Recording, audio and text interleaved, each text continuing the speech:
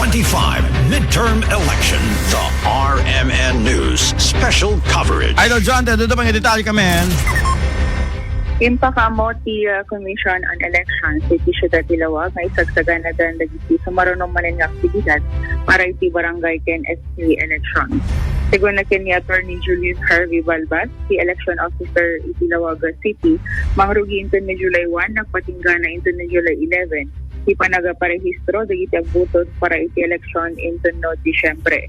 Inawlawag na basara ti pakamo ket matuloy ang maisayang kat ti election ket puna ada ito iti sagsaganaan dan na kadagito'y agundaway.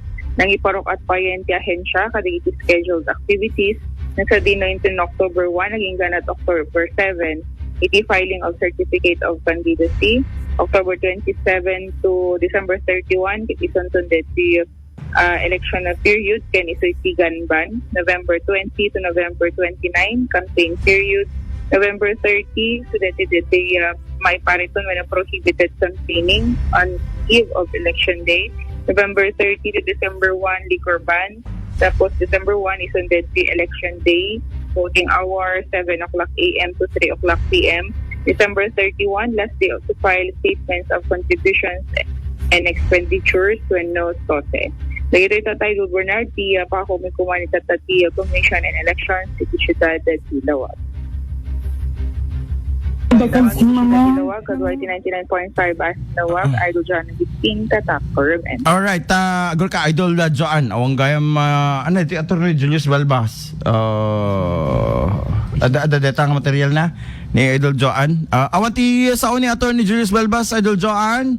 At the TNT video, Idol Bernard, Wen, gorkata kamkamat dito ilulong mo. At marigrigatan sama gaga. Marunong natin financial. Sa talagang Ni di kita mo financial mo di jayan kadaanan baka na i-mix kin ni Lawrence guri kay apo ay apong Glenn ago ka Idol Joan ta ano dito online tutorial dito pa may akon.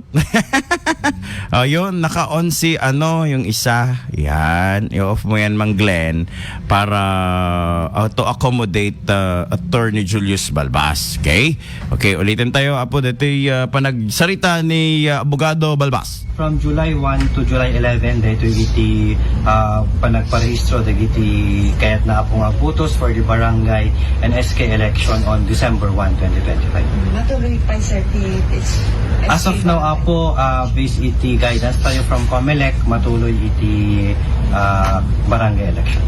Awan pa iti registration. Then apo registration tayo will be on July 1 to July 11. Paset ti panagsarita ni Attorney Julius Harvey Balbas, election officer iti Ciudad Ilawag. Okay, so yun lang ang hinihintay natin kung matutuloy yung SK elections at barangay elections. Ana ti damag mo Idol John, according to COMELEC wala pa namang guidelines, I mean, di ka tuloy na ta. Matuloy ko na damit Idol Bernard. So na matuloy masukatan to mo digitay alangan masukatan to no sino ti mga bakto iti kakapitan o kas magarigan masukatan to pa iti last time kad no ko ti or mamisa lang kad ti term ti barangay no kwa ay so DJT update mamin ano ka din nga ag kapitan ti talong nga term ano ko Idol Joan 3 term deti kapitan at deti maupuan Idol Bernard. So 3 terms, so that's 9 years. When 9 years. So ngem no maatiw ni kapitan no kas pagarigan iso nakit ABC masukatan. When Idol Bernard. When iso nga konfirmare dati ta baka mat kaligiti agon daw ka ag planon. Kasi hindi kasi maganda yung line up ngayon ng lalong-lalo sa Lawag, di ba Idol Joan? Ibang klase yung line up nila ngayon. Kumbaga kat balanse.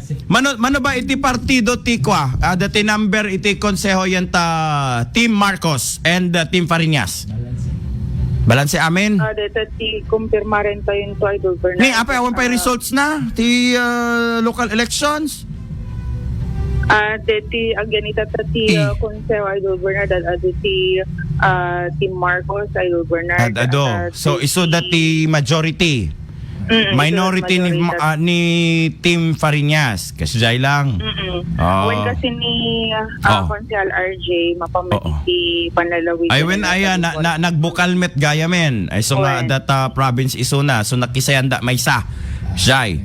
Uwan. Oh, so ti agserbi nga Fariñas iti Lawag City. John Michael, Councilor John Michael, sino ti may sa? Bise, Ni Apo Bise, Jeff Fariñas, Taluda. Ken ni Attorney Pereira iso dati Team Pariñas. Attorney Pereira, isa ti Team Fariñas, o Patda. Oh, so mas nasa minorities na mas malamang ang Team Marcos kadigiti agunda di tangay konseho. But at least both have their respective representatives at para may balitaktakan pa rin at exciting pa rin ang Lawag City Council na beat ni Idol Joan. Wala bang magbabago sa grupo ninyo diyan? Idol Joan, same parehas.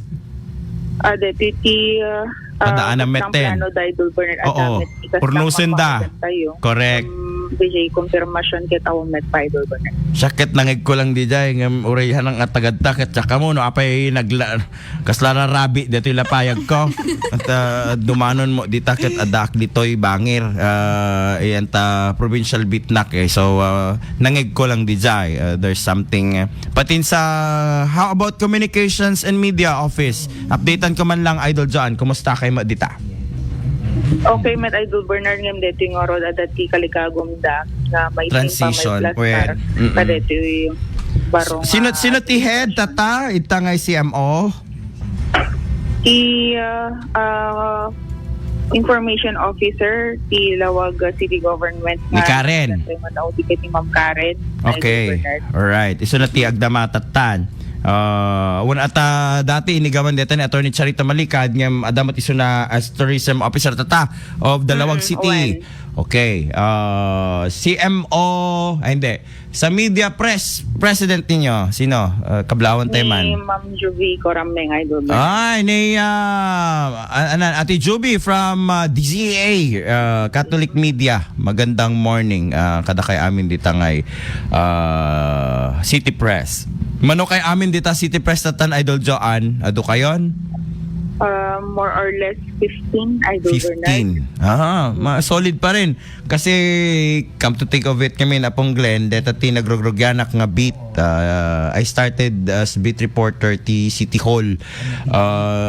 Time pa lang idi ni Formantes, ti head da dita ngay communications media, and Sibyl Fariñas was then the mayor of Lawag City. So adot changes na, and of course at least hindi kayo nila pinapabayaan kayo ng mga media personalities ng Lawag City dyan, at ang tawag dito patuloy na nagbibigay impormasyon at nagpapasama tayo sa ating mga kabaro dyan sa may City Press ng Lawag. Go ahead, Edo Joan!